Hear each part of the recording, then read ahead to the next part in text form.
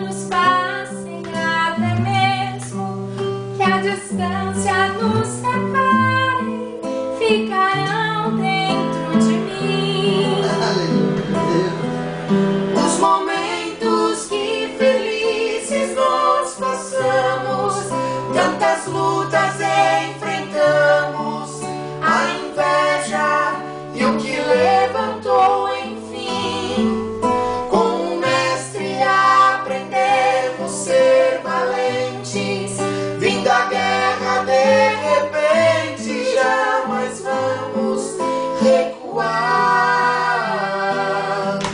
pois cingiu-nos de uma força onipotente, desse Deus onisciente, certamente nós iremos triunfar.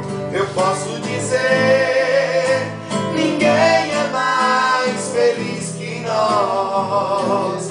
Foi um prazer tocar, ouvir a tua voz. Quem cantar como cantamos vai sentir o que sentimos, e por isso estamos juntos, mesmo estando em outro lugar. Eu sei que a saudade um dia vai nos visitar.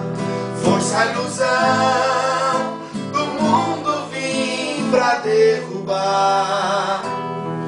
Perseguido ou desprezado, lembrarei que ao teu lado eu descobri o dom divino, o ato de cantar. Coisa linda, irmão. Seja humilde, nunca troque essa riqueza. Não te esqueças que a beleza verdadeira é interior. Muito embora muitos não te compreendam, o que Deus plantou em nós, o mundo não pode entender. Mesmo estando em qualquer outra cidade, levaremos pra irmandade o que Deus nos ensinou.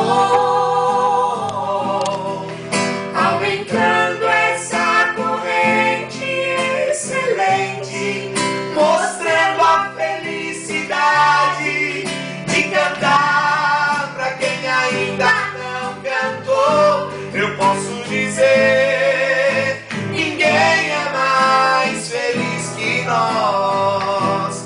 Foi um prazer tocar, ouvir a sua voz. Quem cantar como cantamos vai sentir o que sentimos, e por isso estamos juntos, mesmo estando em outro lugar. Eu sei que a saudade um dia vai nos visitar. Força e ilusão do mundo vim pra derrubar. Perseguido ou desprezado, eu lembrarei que ao teu lado eu descobri o dom divino, o ato de cantar.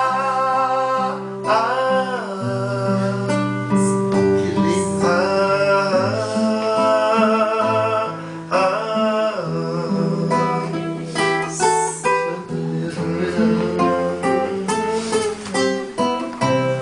Parece que eu me vi lá, sabe, quando o irmão cantou assim, mesmo se estiver em outra cidade, parece que eu estava lá em